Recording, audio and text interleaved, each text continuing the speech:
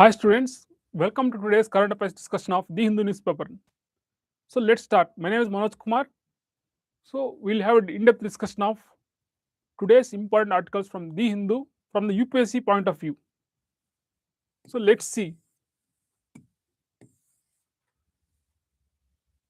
The first article was related to Maharashtra elections to 17 council seats on June 18th. So the question to you is, who conducts the legislative council elections? Is it State Election Commission? Is it Election Commission of India? So the legislative council elections are conducted by Election Commission of India. It is a statutory body under it's constitutional body under Article 324. So now we will see certain articles in context of legislative council. Article 168 deals with constitution of bicameral legislature. Article 169 deals with the parliament bylaw establish or abolish legislative council based on the recommendations of the concerned state legislative assembly. Article 171 deals with the composition, size and composition of the legislative council. Size and composition of legislative council. So my question to you, the audience, is what can be the maximum size of a legislative council? What can be the minimum and maximum size of a legislative council? The minimums can be 40 minimum size and maximum can be 1/3 of the state legislative assembly strength. Yes. Suppose in the given case of Maharashtra, we have 288 MLAs, legislative assembly strength. So can anyone tell in the chat box what can be the maximum size of Maharashtra legislative council? I will explain to you. So here we have 288 MLAs in Maharashtra into 1/3. If you cancel 3 9s are 96. So 96 can be the maximum size of the legislative council in Maharashtra. So the composition of a legislative council is 1/3 are elected by the member of legislative assemblies, 1/3 by local bodies, and 1/6 governor nominates, and 1/12 are elected by teachers, and 1/12 are elected by graduates of the state. So how many states in India have a legislative council? There are 6 states. What are they? Maharashtra, Uttar Pradesh, Bihar. When you come to South, Karnataka, Andhra Pradesh, Telangana. Total 6. What is the term of the members? 6 years. So we can expect a question related to size and composition of the legislative council. What is the significance of legislative council? How legislative council is similar to Rajya Sabha, or in what way it differs from Rajya Sabha?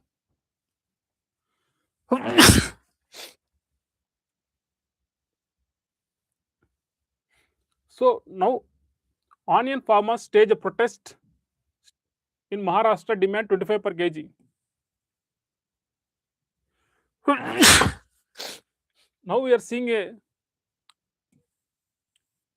condition where farmers are not able to earn a decent money because of the low prices.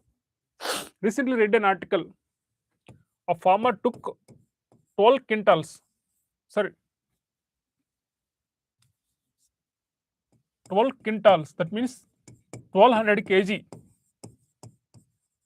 and he got how much? 1201 something after selling all these things. After deducting everything, all the expenses and all everything, he got 102.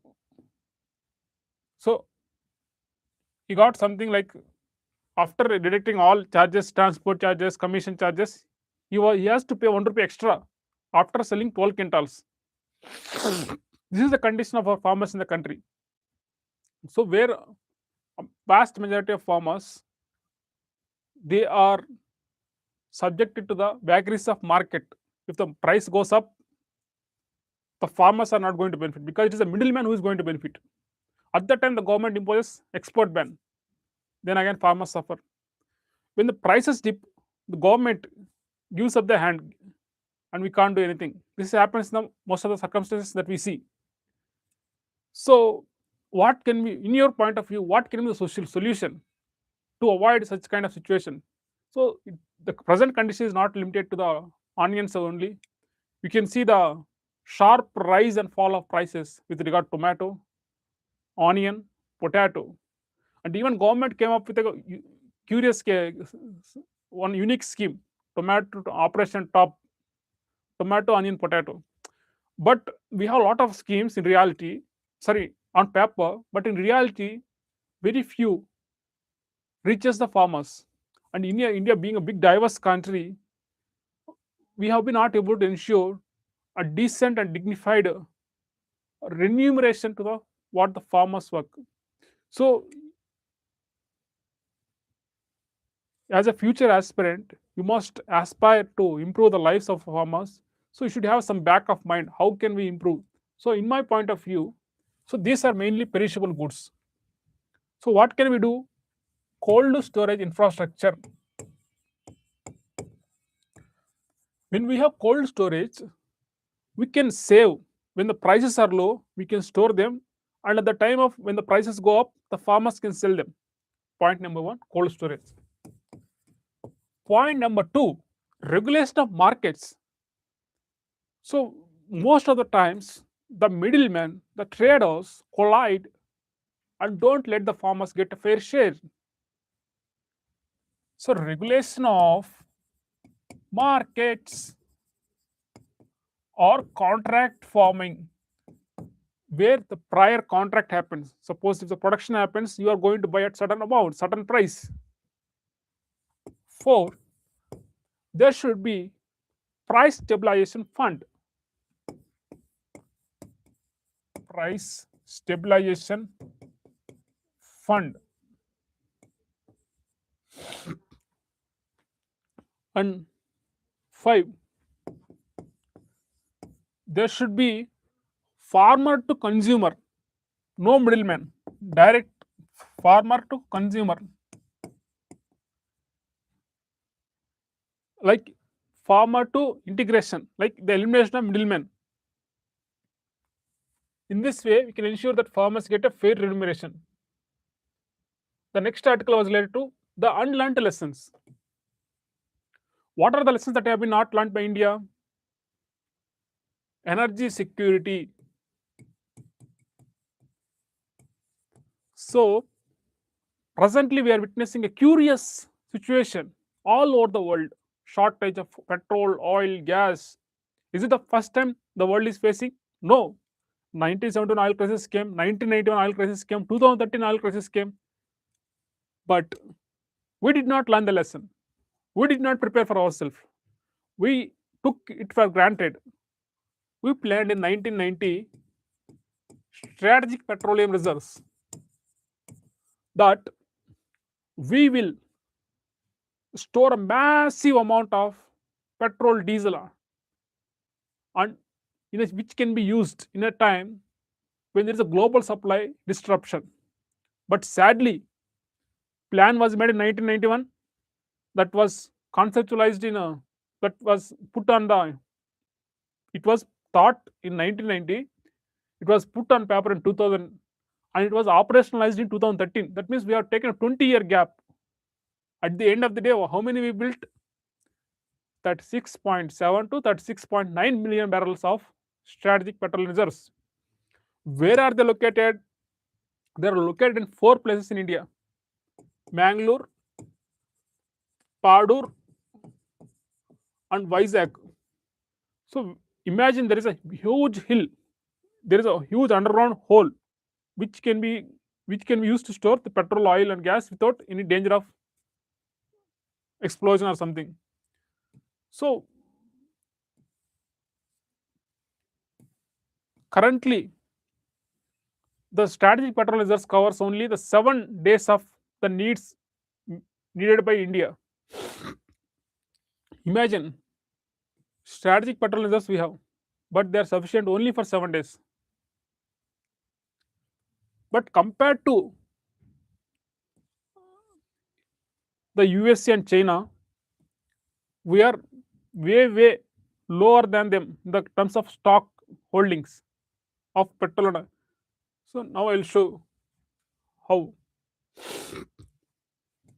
So USA has 17.14 million barrels of storage in stock, and while China has 900 million barrels.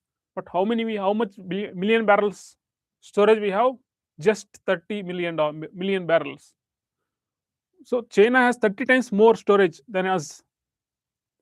So though we have the third largest automobile market, so be it ambulance, be it jeep, be it car, anything, every tractor, everything needs petrol and oil. So when we have third largest automobile market, why don't we have the third largest oil reserves? We did not have. That's the problem. So energy security, GS3. So this becomes very important. So what measures can be taken to improve the oil, then what we say, energy security of India? So let's say 10 points we need to write. Increase strategic petroleum reserves capacity. So increase private sector participation in privately built stocks, private stocks. So when the prices are low, they will buy and they will stock up certain companies. 3. So energy efficient vehicles. So the old vehicles consume a lot of fuel. So let's replace the old fleet with new fleet and shifting to EV vehicles, electric vehicles. 5. Long-term purchase agreements with the Gulf oil companies. So in order to prevent the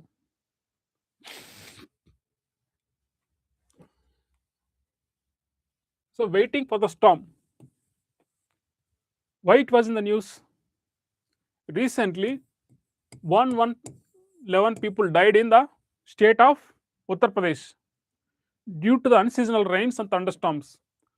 So sometimes you see in your mobile what happens. Okay, on this day you are going to have what we say, dear citizen, your region is going to witness a heavy rainfall. Kindly avoid near the trees and all. You will get some message.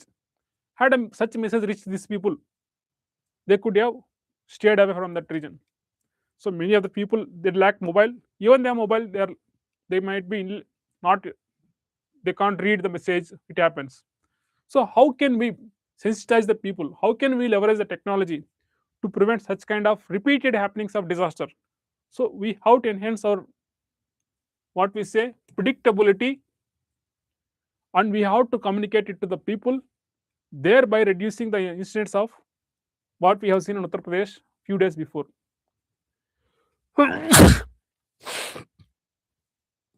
For this, a dedicated portal is developed by NDMA.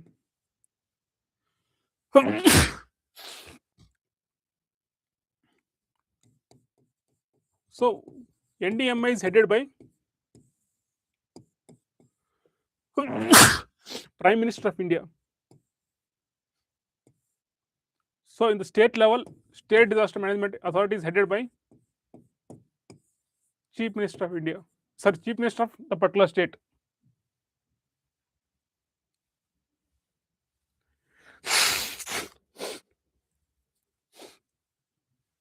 Now let's move on to the next article.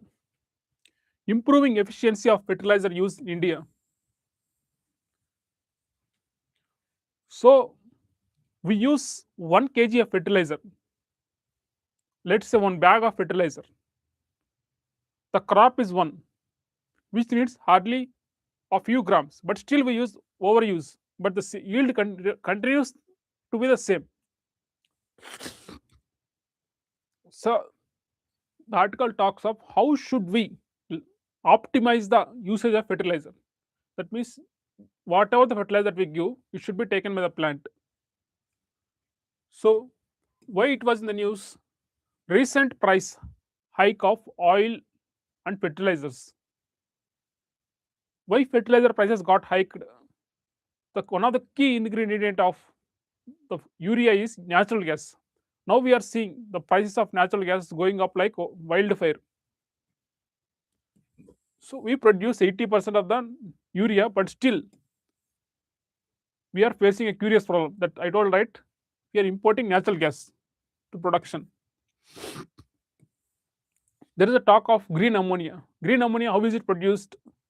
So nitrogen plus hydrogen, when you mix it, the green ammonia is produced. But the electrolysis requires a huge amount of water. In a water scarce country like India, this is not a viable option. We have phosphatic fertilizers. Again, we have another big problem with it. Why? We don't have rock phosphate. We have to import it entirely. A greater amount, almost entirely, around 90 to 80 to 90% we import DAP fertilizers. So a lot of forex goes out.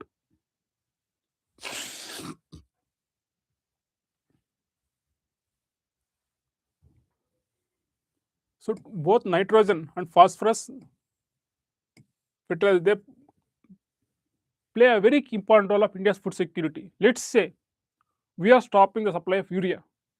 Our food production comes down drastically, affecting the entire country's food security. So do you know the amount of money that is being spent by the government on the fertilizer subsidies? It is 2 lakh crore. But the author says 2/3 of that amount gets wasted. Why? Not because of corruption, not because of the misuse by farmers, but whatever the fertilizer that is applied is not taken by the crop. So not harvested as food, but goes to back to the soil and water as pollution. So in order to avoid this problem, the government came up with nutrient-based subsidy. Still, into nitrogen use efficiency, there are so many things. As an alternative to this usage of fertilizers, the author suggests some unique solutions like pulses, leguminous cover crops, cow dung manure, biochar could reduce the need for fertilizers. So in 2017 itself, the Prime Minister Narendra Modi talked of reducing the fertilizer usage by half, but we went up adding more and more fertilizers rather than reducing. So not just about the soil health, the greater usage of fertilizers affects also human health. When you take the Punjab has been the grain bowl of India, of birthland of green revolution in India. But over time, what they have done, they used lot of fertilizers. Do you know what happened at the end of the time? Nowadays, what happening?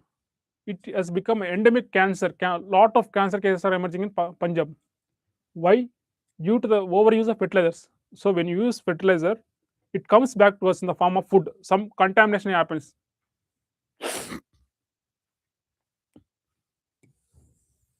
So this all, I think it's a very good article. You can take the screenshot, you can read it.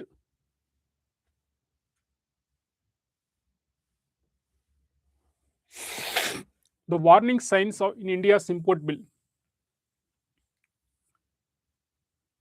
India imports a lot of goods and exports far less goods.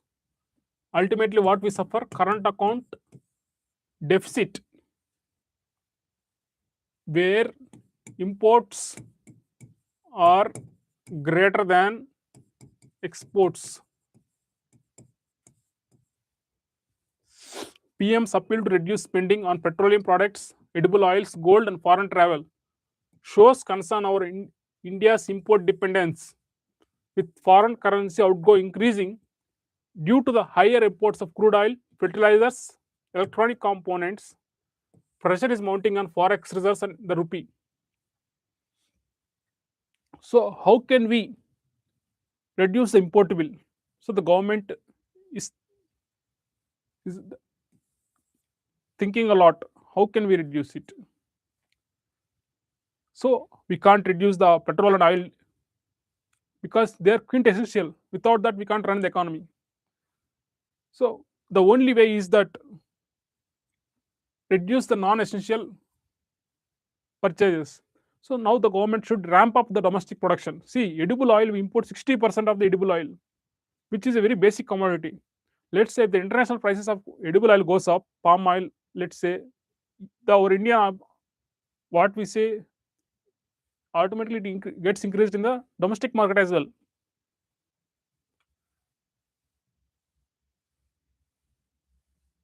So this RTA does not apply to cricket board. BCCI, it's the world's richest cricket body, and there is a lot of public interest involved in it because a lot of public larger audience. So how the money is spent matters a lot. But the Central Information Commission, which acts as appellate body in the matters related to RTI, declared that it stands out of the ambit of RTI. What is RTI? It came into force in 2005, October 12. It is aimed at improving the transparency in the functioning of government and its agencies. It is applicable to whom? Central government, state government, local bodies, and PSUs, constitutional bodies, as well as the NGOs which are substantially financed by the any government, whether center, state, or local body. So, in your view, do you think the BCCA should be kept within the ambit of RTI or out of the ambit of RBI, out of the ambit of RTI? So, why it was kept out of the ambit of RTI? They are telling that it does not receive any funding from the government, and it is registered as a society under the Tamil Nadu Registration of Societies Act. So, this was the reason given by CIC to exclude BCCA from the ambit of RTI Act. India now free from Naxalism, says Home Minister at Bastar. Where is Bastar located? Bastar is located in the Chhattisgarh, which has been the heart of Naxal movement at one point of time. So there used to be repeated violence, large number of people getting killed every day, around 10 people, 20 people. The violence has drastically reduced to a greater extent. Now the left-wing extremism is confined to just 3 districts. Imagine, 10 years or 15 years back, it has been more than 100 districts. Now it is limited to a very few pockets within the 3 districts. So now let us check some of the PYQs that have been asked in the UPSC. So what are the major? So in the UPSC syllabus we have linkages between development and spread of extremism. What we have? Development and extremism link. So a PYQs. So the 2025, the question that I was asked, I will tell you. The government of India recently stated that the left-wing extremism would be eliminated by 2026. What do you understand by left-wing extremism? How are the people affected by it? What measures have been taken by the government to eliminate left-wing extremism? So there are 3 parts in this question. What do you understand by left-wing extremism? And in what way people are affected? And what measures are being taken by the government? This is the UPSC PYQ. So, what the ideology of left wing extremism? Violence. They are based on violence, overthrow of democratically constituted government. So, how are the people affected by it? Earlier, they are anti towards the government. They don't want government involvement. So, wherever they are, they blow up the infrastructure, roads, they attack on police. So, because they felt that the influence of government, if the government steps in, their movement will fade away. So, what they have done, for long, they have kept the tribal people under their control. So, making them believe that following their path will lead to the liberation. There is some kind of misguidance of tribal people to believe that they should choose the path of violence over the democracy. And what measures are being taken by the government to eliminate left wing extremism? They have DRG. Have you heard about the name DRG? District Reserve Guard, which compromise of the local tribal population, youth. So they have idea of the terrain, the the surroundings, so they can play a key role with terms of language. They can connect and they can identify the enemies. And CRPF, Cobra Battalion, Commando Battalion for Resolute Action, and we have State Police. And this is a security from the security point of view. They are and another development of infrastructure, and what we say, what more, provision of welfare services and winning hearts of the people and developmental initiatives. Various are the various other measures taken by the government or choking supply chain of the fund flow, like demonetization or promoting online payments, etc., affected the Naxalite movement, or crackdown of the sympathizers of Naxalism, etc., etc.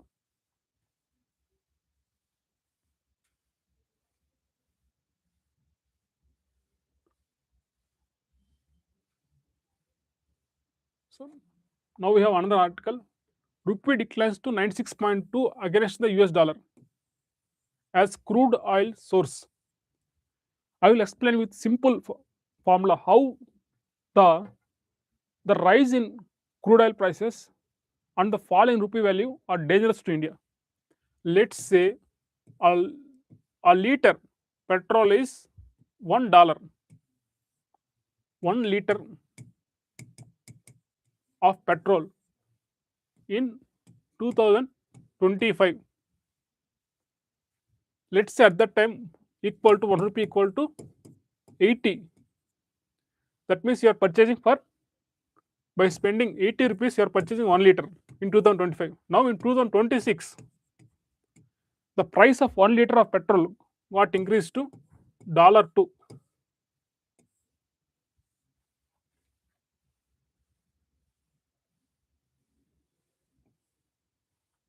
So $2. So now the price of $1 equal to 96. That means 2 into 96 equal to 192 rupees we are spending to buy the same liter of petrol because of the increase in the oil price coupled by the fall in rupee value. Now you understand, right? What are the reasons for the fall in the rupee value? More outflow of forex reserves. Let's say the selling of foreign portfolio investors. Let's say more imports and less exports, etc., etc.